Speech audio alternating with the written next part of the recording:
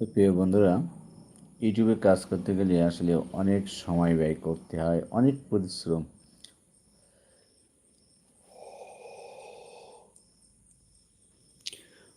পরিশ্রম করতে হয় এখানে।